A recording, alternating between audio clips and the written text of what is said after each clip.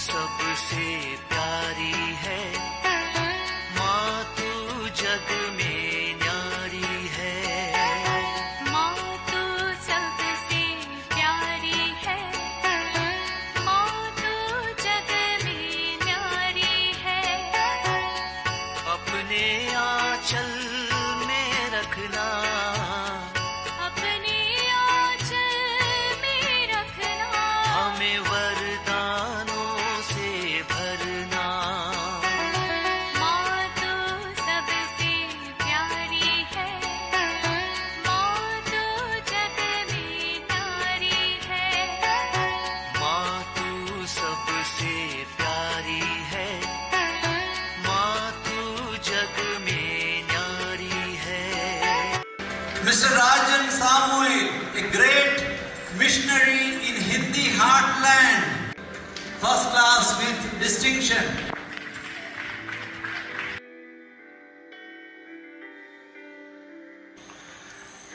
पिता, पुत्र और पवित्र आत्मा के नाम पर आमीन। आप सबों को जय यीशु।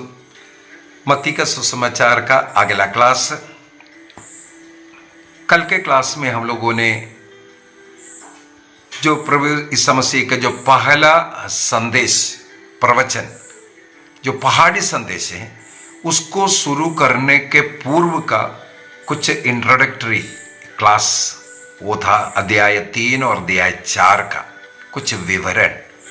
उससे पहले का क्या तैयारी है, वहां पर हम लोगों ने देखा था ईसा मसीह का बपतिस्मा के विषय में, इसके बाद शैतान के द्वारा परीक्षा के विषय में, इसके बाद गलीलिया में उनका ये जो सुसमाचार का प्रचार शुरू करता हुआ, तब शिष्यों को बुलाने का क्या क्या है, शिष्यत्व का शर्तें क्या क्या है, ये सब हम लोगों ने देखा।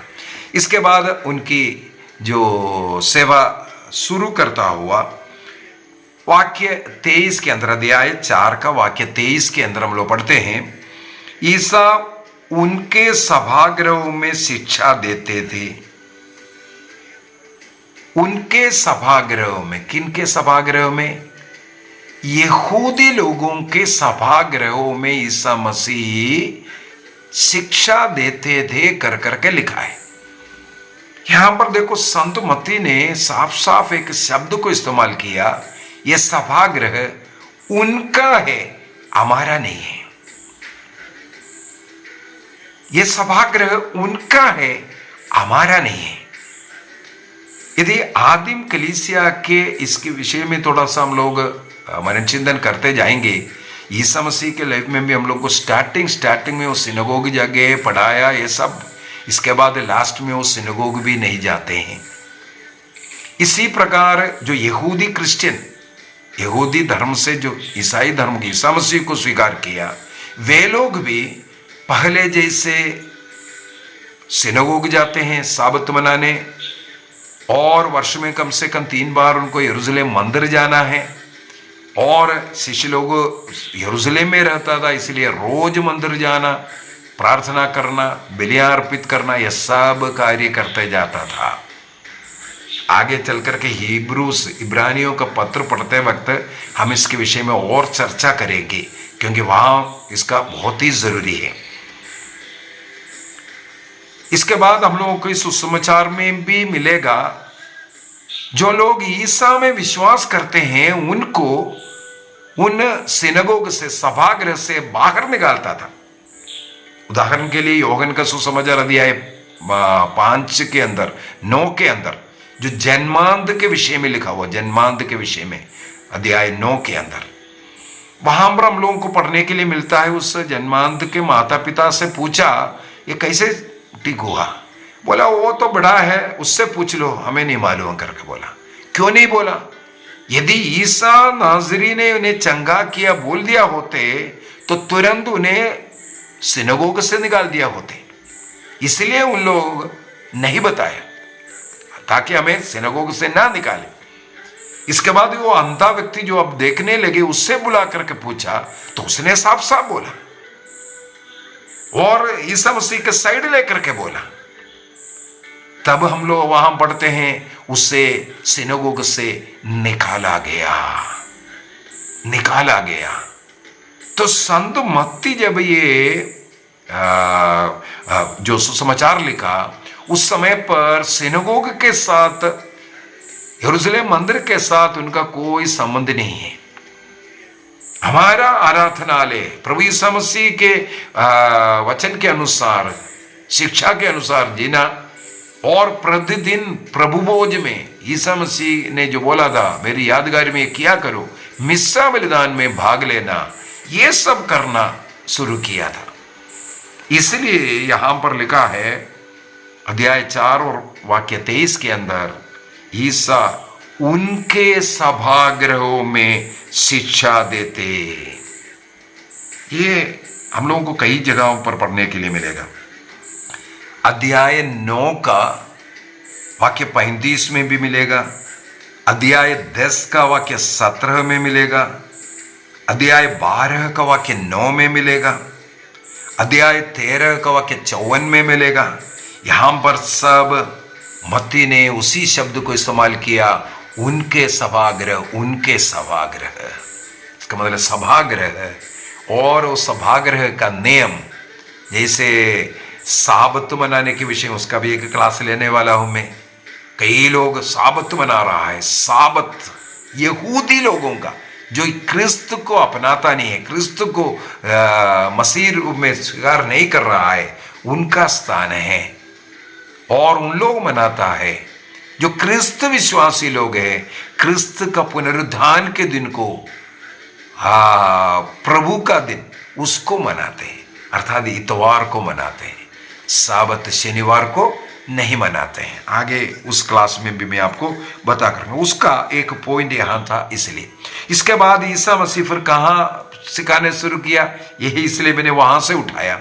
अध्याय 5 में वाक्य 1 से यहां पर सबसे पहला वाला ये जो प्रवचन, पहाड़ी प्रवचन इसे कहते हैं, पहाड़ी प्रवचन कहते हैं। क्यों?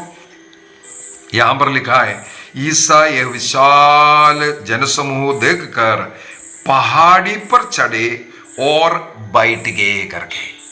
तो पहाड़ी पर चढ़ करके वहां बैठ करके सुनाया करके। अभी बैठने का भी एक अर्थ है। कोई भी व्यक्ति बैठ करके सिखाता है, उसको आधिकारिक शिक्षा कहते हैं, आधिकारिक शिक्षा कहते हैं। एक मैंने बोला था प्रवचन घोषणा करना, दूसरा है प्रीचिंग एंड टीचिंग। ये वाला शब्द को मैंने सिखाया। प्रीचिंग करने वाला जनरली खड़े होकर के बड़े भीड़ के अंदर बहुत वचन ऐसे ऐसे सुनाता है, लेकिन टीचिंग करने वाले लोग अधिकतर बैठ करके छोटा सा समुदाय को, एक एक को जिस प्रकार आधिकारिक रूप से जो बता करके देते हैं इसको। तो यहां पर हम लोग यही देखते हैं, ईसा मसीह पहाड़ पर चढ़ करके बैठ गया करके। इसीलिए हमारे हर एक धर्म प्रांत में एक कैथेड्रल चर्च होता है। धर्म प्रांत में, हर एक धर्म प्रांत में एक कैथेड्रल चर्च होता है। क्यों उस चर्च को कैथेड्रल चर्च कहते हैं? कारण एक ही है, वहां पर एक कैथेड्रा रखा हुआ है। कैथेड्रा क्या है? बैठने वाला एक कुर्सी। वो बिशप का, उस धर्म प्रांत का जो मुखिया, जो बिशप है, उस बिशप को वहां बैठ करके अपने कलीसिया को सिखाने का जगह है वो कैथेड्रा। और वो कुर्सी जहां डाला हुआ है, कैथेड्रा को जहां रखा है, उस चर्च को कैथेड्रा कहते हैं। इसका मतलब बिशप, स्थानीय बिशप का जो कुर्सी है, अधिकारी की कुर्सी, उससे जुड़ा हुआ चर्च है, इसलिए उस कैथेड्रल चर्च कहते हैं। यहां पर ईसा मसीह भी बैठ करके टीचिंग कर रहा है। इसी को ही हमारे चर्च के अंदर जो आधिकारिक रूप से जो सिखाने के लिए, बिशप के लिए जो कैथेड्रा डाला हुआ है। जब यूरोप गया था, मैंने आप लोगों को दिखाया था, पोप का कैथेड्रा को मैंने दिखाया था, है ना। तो उसी प्रकार आधिकारिक रूप से बैठ करके सिखाने वाले उस कुर्सी, तो ईसा मसीह भी यहां पर बैठ गए और सिखाएंगे। अध्याय 5, अध्याय 6 और अध्याय 7, मत्ती का सुसमाचार अध्याय 5, 6, 7, इन तीनों अध्याय वहां बैठ करके ईसा मसीह उन जन समुदाय को सिखाते हुए ही हम लोग पढ़ते हैं। लेकिन इसका यह मतलब नहीं है कि ईसा मसीह ने एक ही बार ये सब कुछ सिखाया। संत मत्ती ने ईसा मसीह को पहाड़ पर चढ़ा और वहां बैठ करके सिखाया बोल करके जितना भी है 5, 6, 7 अध्याय ये जो है कई बार यहां वहां उन्होंने जो बताया हुआ जो मुख्य मुख्य जो बातें हैं उसी को इकट्ठा कर करके इन 3 अध्यायों में लिखा। ये तीनों अध्याय ईसा मसीह ने एक साथ सिखाया हुआ बात नहीं है। ईसा मसीह के जो पब्लिक लाइफ में जो 3 वर्ष जो सिखाया यहां वहां उनको इकट्ठा कर करके उनका जो मुख्य जो पॉइंट है उसको यहां पर जो टीचिंग, इसको क्रिश्चियन धर्म का जो टीचिंग का एक निचोड़ भी कहते हैं, पूरे बाइबल के टीचिंग का निचोड़ भी कहते हैं। इसलिए हमारे जीवन में मत्ती का सुसमाचार 5, 6 और 7वां अध्याय एकदम बार बार पढ़ना हो सकता है, महीने में एक बार पढ़ लो उसको और उसके अनुसार जीना है। जैसे हिंदू धर्म में गीता को महत्व देता है ना, गीता, उसी प्रकार क्रिस्तीय धर्म का क्रिस्त गीता कहते हैं इसको, क्रिस्त गीता कहते हैं इसको।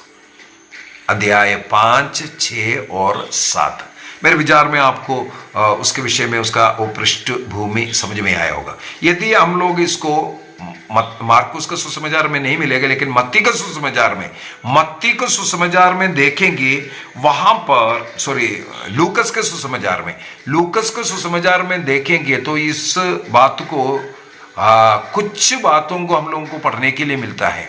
लेकिन वो कहाँ है? ईसा मसीह एक समतल प्रदेश में आया, एक ग्राउंड मैदान में आया, वहां खड़े होकर के प्रीचिंग किया करके संत लूकस ने लिखा।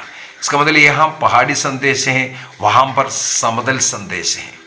यहां 8 आशीर्वचन मिलेगा, वहां का 8 आशीर्वचन में यहां का 4 मिलेगा, लेकिन 4 अन्य लिखा हुआ है। इसका मतलब ये एक साथ सिखाया हुआ बात नहीं है, कई बार यहां वहां सिखाया हुआ बातों को इन लोगों ने इकट्ठा कर करके अपने लिखने का एक तरीका है। किस प्रकार, जैसे मैंने बोला है मत्ती का सुसमाचार के अंदर क्या है, पहले इंट्रोडक्शन ये सब लिखने के बाद 5 प्रवचन है, 5 प्रवचन के पहले कुछ विवरण है, उस विवरण के अंदर विशेषकर शिष्यत्व के विषय में एक कुछ विवरण मिलेगा, अन्य कुछ विवरण भी मिलेगा।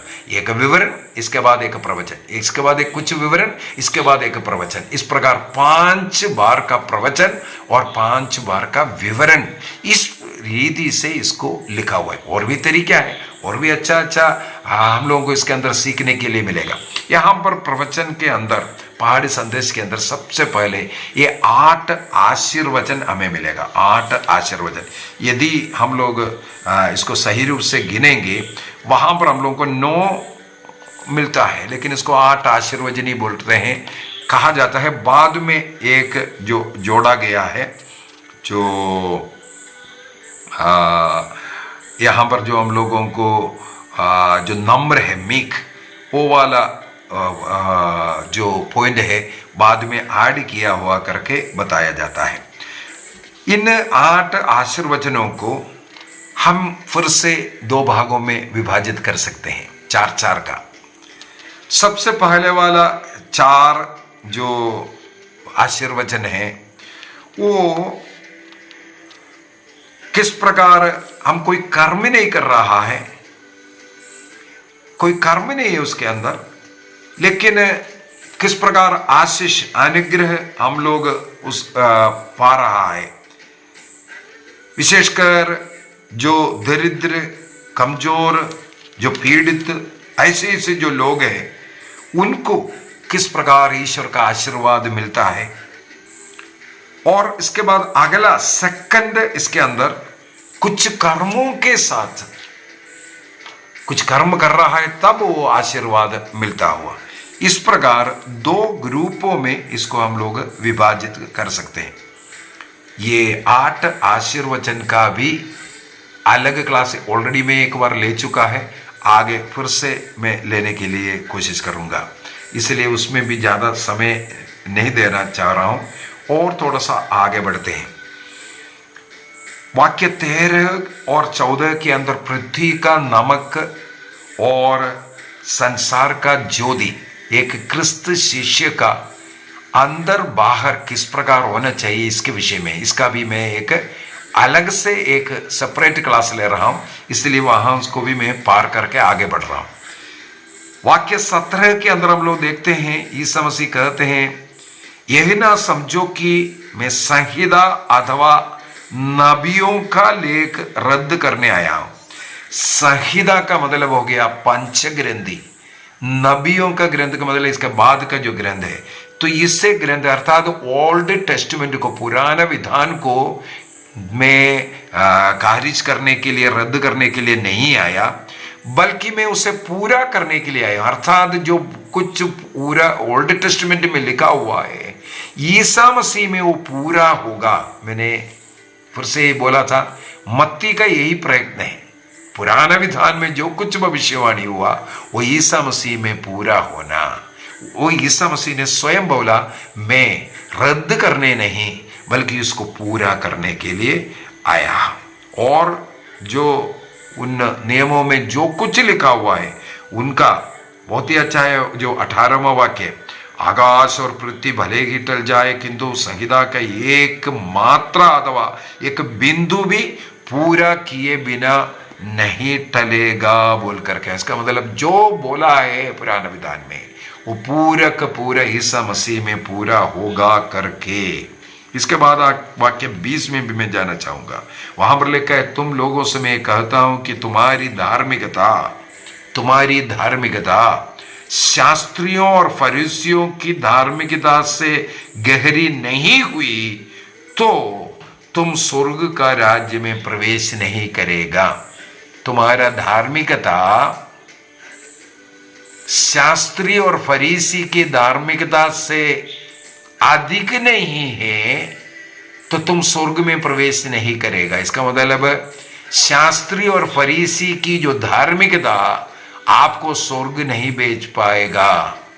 अब ये बोलने का मतलब यहां से इसके आगे 6 बार उनके उस धार्मिकता का जो नियम, पुराना विधान का जो नियम जिसके ऊपर शास्त्री और फरीसी चलता है, उस वचन को कोट कर करके ईसा मसीह कहते हैं, मैं क्या कहता हूं, पुराने विधान में ये कह रहा है शास्त्री और फरीसी का नियम के अनुसार, लेकिन मैं तुमसे कहता हूं बोल करके उन नियमों का सही एक्सप्लेनेशन, सही अर्थ को ईसा मसीह सिखाते हैं। अगला 6 पॉइंट वही है।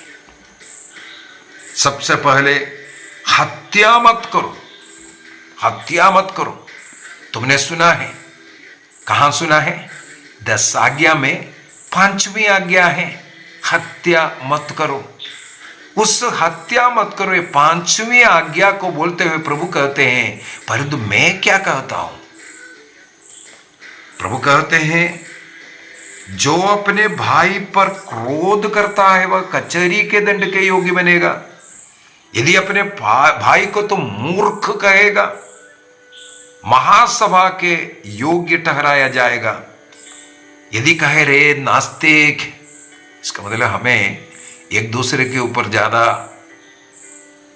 ऐसे ऐसे अपशब्दों का इस्तेमाल नहीं करना।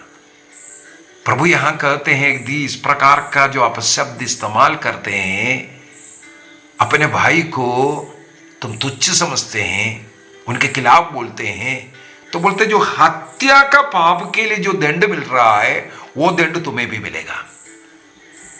तुमने हत्या नहीं किया, लेकिन तुमने गुस्सा किया, तुमने अपने भाई पर क्रोध किया, मूर्ख कहा, भला बुरा कहा, उनका अपमान किया, निंदा किया।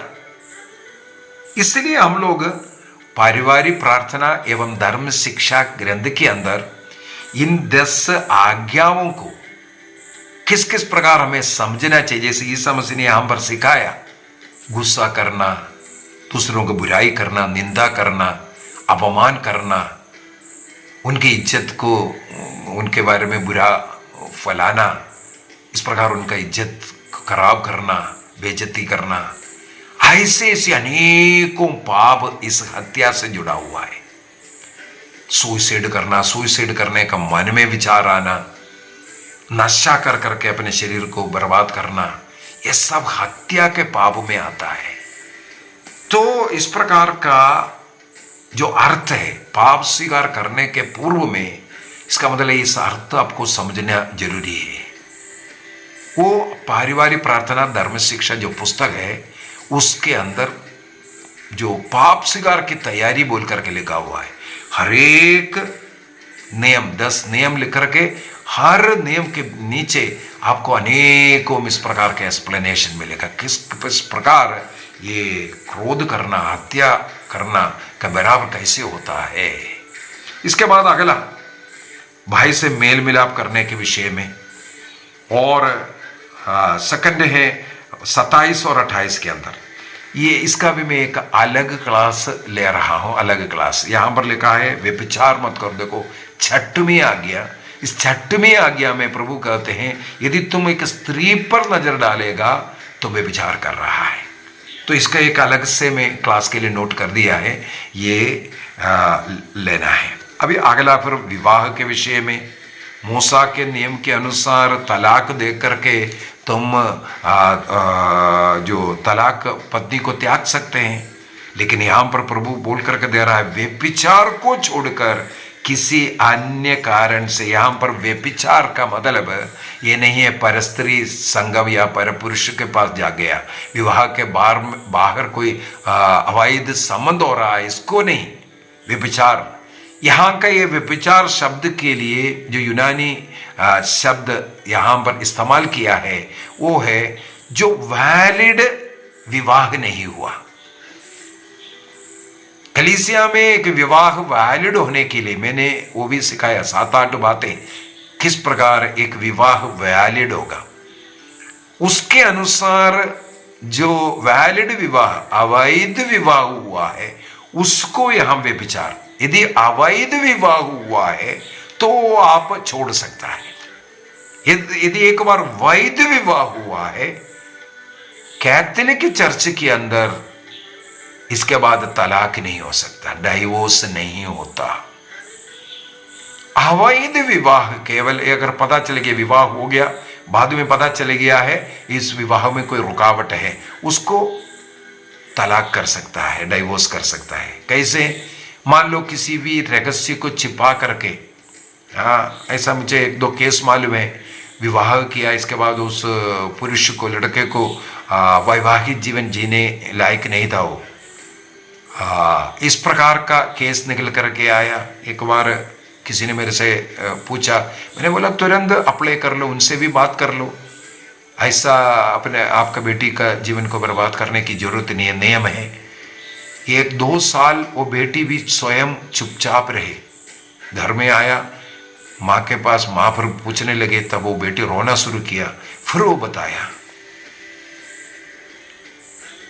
इसके बाद वो माँ ने हमसे पूछा, हमने बोला ऐसे ऐसे हैं, फिर उनका परिवार वाला भी, लड़के का परिवार वाले भी यह कर दिया। इसके बाद उनका तलाक होता है चर्च से ही, इसके बाद चर्च में उनका दोबारा विवाह भी हुआ।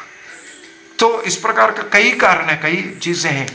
जैसे एक विवाह वैध कैसे होता है उसका पॉइंट है, हम लोगों के जो पारिवारिक प्रार्थना धर्म शिक्षा पुस्तक के अंदर वो पॉइंट पूरा लिखा हुआ है, विवाह संस्कार के विषय में जो पॉइंट है, क्वेश्चन आंसर के रूप में ही उसके अंदर ये सब कुछ आपको पढ़ने के लिए मिलेगा। इसके बाद झूठी शब्द गाने के विषय में हो, इसके बाद प्रतिकार लेने के विषय में हो, इसके बाद शत्रुओं से प्रेम करने के विषय में, यहां तक 6 जो पुराने विधान के वचनों को कोट कर करके ईसा मसीह सिखा रहा है इसका अर्थ क्या है, कैसा है। इसका मतलब पुराना विधान के उसको रद्द नहीं किया, बल्कि उसका सही मतलब। लेकिन जो यहूदी लोग, जो फरीसी लोग, जो शास्त्री लोगों ने उसका गलत मतलब निकाल करके कुछ कुछ कर रहा था, वो नहीं है। ये उसका सही अर्थ क्या है ये बता करके देता हुआ हम लोगों को मिले। अध्याय 6 के अंदर अगर जाएंगे, वहां पर विशेष रूप से 3 बातें भिक्षादान, प्रार्थना और उपवास के विषय में लिखा हुआ है। उसका भी एक क्लास छोटा सा मैं ले रहा हूं आगे, इसलिए उसको भी छोड़ रहा हूं। सही रीति से किस प्रकार ये 3 पुण्य कार्य, एक क्रिश्चियन व्यक्ति ये 3 पुण्य कार्य करना चाहिए। भिक्षादान, जरूरतमंदों की मदद करना चाहिए, वो दूसरों को दिखाने के लिए नहीं होना चाहिए। इसके बाद प्रार्थना करने के विषय में, प्रार्थना कैसे करना है, और उपवास के विषय में, ये सब क्लास मेरे विचार में ले चुका है ऑलरेडी, आपको आ चुका है पिछले सप्ताह में। वो तो मैंने अपलोड कर दिया है ऑलरेडी, क्योंकि इसके विषय में एक क्वेश्चन मेरे पास आया था और उसको मैंने इसके साथ मिला दिया था। आगे 7वां अध्याय में भी इसी प्रकार हम लोगों को मिलेगा कई चीजें। वहां पर 7 का 12 को तो मैं उठाना चाहूंगा। 7 का 12 वहां पर एक स्वर्णिम नियम, क्रिश्चियनिटी का, ईसा मसीह का टीचिंग का सबसे महत्वपूर्ण टीचिंग। मैंने बोला अध्याय 5, 6, 7 सब महत्वपूर्ण है, उनमें भी सबसे गोल्डन रूल से कहते हैं। गोल्डन रूल कौन सा है गोल्डन रूल? मत्ती का सुसमाचार अध्याय 7 का वाक्य 12 को गोल्डन रूल कहते हैं, स्वर्णिम नियम। वहां पर लिखा है, दूसरों से अपने प्रति जैसे व्यवहार चाहते हो तुम भी उनके प्रति वैसा ही किया करो। दूसरे लोग हमारे साथ कैसे करना आप चाहते हैं, उसी प्रकार का व्यवहार आपका होना चाहिए दूसरों से।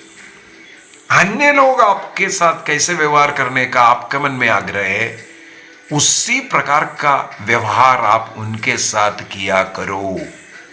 यही है गोल्डन रूल, स्वर्णिम नियम। इसके बाद क्या लिखा हुआ? यही संहिता है, यही नबियों की शिक्षा है। बाकी सब कुछ वही है कर करके बोल करके दे रहा है, बाकी सब कुछ वही। इसके बाद कथनी और करनी में केवल बोलने से नहीं, जीवन में भी होना चाहिए।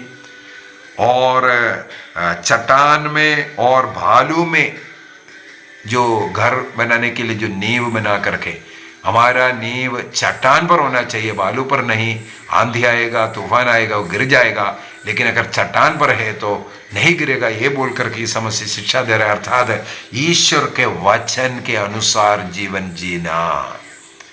ये मत्ती का सुसमाचार अध्याय 5, 6 और 7 में देखो, 7वां अध्याय को खत्म करते हुए यही बोल करके दिया, चट्टान पर घर बनाने वाले के समान। अर्थात ये जो शिक्षा दिया अध्याय 5, 6 और 7वां अध्याय, उस शिक्षा के अनुसार जीवन जीने वाला चट्टान पर मकान बनाने वाले के ऊपर है। आंधी तूफान कुछ भी आने दो, नहीं गिरेगा। यहां पर एक और उदाहरण बोल करके मैं खत्म करता हूं, शिष्यत्व का। जैसे मैंने बोला अभी अगला फिर शिष्यत्व आना है, अध्याय 7 तक हो गया। अध्याय 8 और 9 फिर से कुछ एक्सप्लेनेशन और शिष्यत्व के साथ, फिर 10वां अध्याय अगला उपदेश में आ रहा है, टीचिंग में आ रहा है। तो यहां पर शिष्यत्व को एक और बात मैं बोल करके दे रहा हूं। ईसा मसीह ने शिष्यत्व के लिए कि मैंने 4 बात बोला, कौन सा था? देखा, देखने के बाद बुलाया और उन लोग फॉलो किया। फॉलो करने के लिए क्या करना पड़ेगा? सब कुछ छोड़ना। सब कुछ छोड़ दिया। देखो, मच्छी पकड़ने के लिए आया था, उन्होंने नाव छोड़ा, अपने पिता को छोड़ा, मछलियों को छोड़ा। अभी जिसके लिए मच्छी पकड़ने के लिए उनके घर वालों का क्या होगा? कभी सोचा? अभी ये है शिष्यत्व का अगला एक शर्त, अभी आगे आएगा। मार्कुस के सुसमाचार के अंदर सबसे पहले अध्याय 1 के अंदर ही आया था। ईसा मसीह पेत्रुस के घर में जाते हैं। ईसा मसीह पेत्रुस के घर में जाकर के उनके सांस का बुखार को ठीक करते हैं, और वो उठ खड़ी हो गई। इसके बाद उनका सेवा करना भी शुरू किया।